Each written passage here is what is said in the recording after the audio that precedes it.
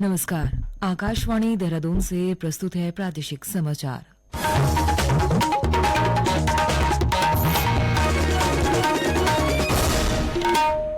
पहले मुख्य समाचार।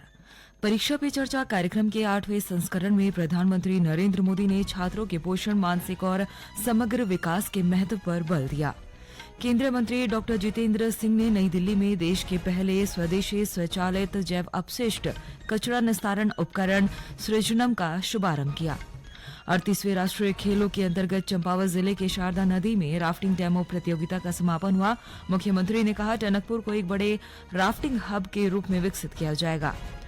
और राष्ट्रीय खेलों में उत्तराखंड का शानदार प्रदर्शन जारी। पदक तालिका में 17 स्वर्ण सहित कुल 77 पदकों के साथ 7वें स्थान पर बना हुआ है। प्रभात समाचारों के साथ मैं प्रियंका मलिक और अब समाचार विस्तार से। प्रधानमंत्री नरेंद्र मोदी ने परीक्षा पे चर्चा कार्यक्रम में बच्चों से मौसमी फल खाने तथा जंक फूड और तेलीय भोजन से बचने का आग्रह किया है। श्री मोदी ने कार्यक्रम के 8वें संस्करण में छात्रों से पोषण और स्वास्थ्य के बारे में विस्तार से बातचीत की। प्रधानमंत्री ने कहा कि भारत में मोटे अनाज को सुपर फूड के रूप में जाना जाता है। श्री मोदी ने मानव शरीर के लिए सूर्य के प्रकाश के महत्व पर भी बल दिया। उन्होंने बच्चों से सुबह कुछ मिनट के लिए सूरज की रोशनी में रहने की आदत डालने के लिए प्रोत्साहित किया। पढ़ाई के साथ शौक को संतुलित करने के बारे में प्रधानमंत्री ने कहा कि छात्र रोबोट नहीं है।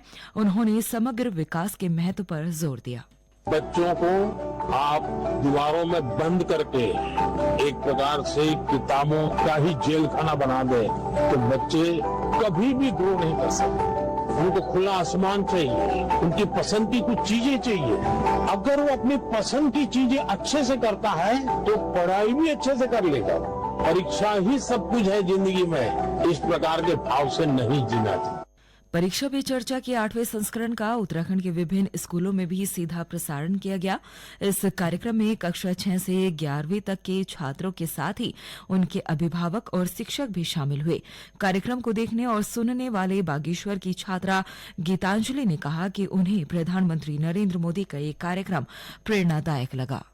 परीक्षा पे चर्चा पर बात हुई थी जिसमें प्रधानमंत्री हर एक बच्चे की समस्या का समाधान निकाल रहे थे और मुझे बहुत ज़्यादा मोटिवेट फील हो रहा है और उन्होंने हमें मोटिवेट फील कराया और ये भी बताया कि कैसे हम एग्ज़ाम के साथ साथ अपनी हॉबीज़ में भी काम करें और कैसे स्ट्रेस फ्री रहे और बहुत सारी चीज़ें सिखाई और अपने स्वास्थ्य पर भी ध्यान रखें। परीक्षा हमारा जीवन तय नहीं करती है, हमें अपनी लाइफ के बारे में भी सोचना चाहिए और स्ट्रेस हो गए अपने एग्जाम देना चाहिए। ये सिखाया। धन्यवाद।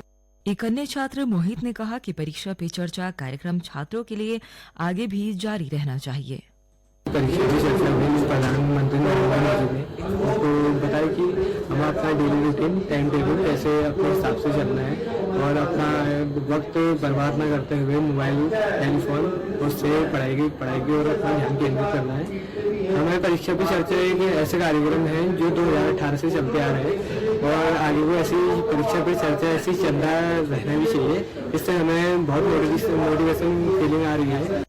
केंद्रीय मंत्री डॉक्टर जितेंद्र सिंह ने कल नई दिल्ली के अखिल भारतीय आयुर्विज्ञान संस्थान में देश के पहले स्वदेशी स्वचालित जैव अपशिष्ट कचरा निस्तारण उपकरण सृजनम का शुभारंभ किया। तिरुवनंतपुरम में वैज्ञानिक और औद्योगिक अनुसंधान परिषद के राष्ट्रीय अंतर अनुशासनात्मक विज्ञान और प्रौद्योगिकी संस्थान की ओर से विकसित ये देश में अपनी तरह का पहला उपकरण है। इस अवसर पर डॉक्टर जितेंद्र सिंह ने कचरे से कंचन की ओर बढ़ने के लिए आदर्श बदलाव का आह्वान किया और स्थिरता तथा पर्यावरण संबंधी चिंताओं के महत्व पर जोर दिया। उन्होंने भारत में आए आर्थिक परिवर्तन का भी उल्लेख किया और कहा कि देश अब 5 दुर्लभ देशों में से निकलकर प्रथम 5 समूह का सदस्य बन गया है और निरंतर विकास के पथ पर अग्रसर है। उन्होंने नए जैव अपशिष्ट कचरा निस्तारण उपकरण के महत्व पर भी प्रकाश डाला, जो स्वास्थ्य सुविधाओं में अपशिष्ट प्रबंधन में क्रांति लाने के लिए तैयार है। उत्तराखंड में वन दरोगा के 124 पदों पर भर्ती प्रक्रिया शुरू की जाएगी। इसके लिए उत्तराखंड अधीनस्थ सेवा चयन आयोग ने भर्ती के विज्ञापन में वन दरोगा के पदों को भी जोड़ दिया है। इसके साथ ही अब विभिन्न विभागों में खाली पदों की कुल संख्या 241 से बढ़कर 365 हो गई है। आयोग के सचिव एसएस रावत ने बताया कि 31 जनवरी को सहायक कृषि अधिकारी समेत विभिन्न पदों पर भर्ती का विज्ञापन जारी किया गया है, जिसमें वन दरोगा का नाम शामिल किया गया था, लेकिन पदों का निर्धारण न होने से शून्य दिखाए गए थे। अब सभी पदों की संख्या स्पष्ट होने के बाद भर्ती में अब वन दरोगा के 124 पद शामिल है। श्री रावत ने बताया कि भर्ती के लिए 6 फरवरी से आवेदन शुरू हो चुके हैं, जो 28 फरवरी तक चलेंगे। ये समाचार आकाशवाणी के देहरादून केंद्र से प्रसारित किए जा रहे हैं। और अब बात करते हैं राष्ट्रीय खेलों की। 38वें राष्ट्रीय खेलों के अंतर्गत चंपावत जिले के शारदा नदी में राफ्टिंग डेमो प्रतियोगिता का आयोजन संपन्न हुआ। अंतिम दिन सोमवार को विभिन्न प्रतियोगिताएं आयोजित की गई। पहली बार रात्रि में राफ्टिंग प्रतियोगिता का आयोजन कर विश्व रिकॉर्ड बनाया गया। समापन समारोह को संबोधित करते हुए मुख्यमंत्री पुष्कर सिंह धामी ने कहा कि राष्ट्रीय खेलों के आयोजन से अब ये भूमि खेल भूमि के रूप में स्थापित की गई है। मुख्यमंत्री ने कहा कि 38वें राष्ट्रीय खेलों में हमारे राज्य के खिलाड़ियों ने एक के बाद एक मेडल प्राप्त कर बेहतर स्थान बना लिया है। उन्होंने कहा कि उत्तराखंड में राफ्टिंग के क्षेत्र में ऋषिकेश के साथ ही टनकपुर शारदा क्षेत्र भी अब विकसित हो गया है। क्षेत्र में लगातार राफ्टिंग हो रही है, जिससे पर्यटन विकास को बढ़ावा मिलेगा। मुख्यमंत्री ने कहा कि टनकपुर को एक बड़े राफ्टिंग हब के रूप में विकसित किया जाएगा। श्री धामी ने कहा कि राफ्टिंग प्रतियोगिता के आयोजन से चंपावत को राष्ट्रीय और अंतर्राष्ट्रीय स्तर पर एक नई पहचान मिलेगी। राफ्टिंग करने के बाद मेरी समझ में उसी समय एक बात अच्छी तरह से आ गई थी कि ये क्षेत्र पूरे भारत के नक्शे पर स्थापित होगा और यहाँ पर एक अपार संभावनाएं, अनंत संभावनाएं इस क्षेत्र में है।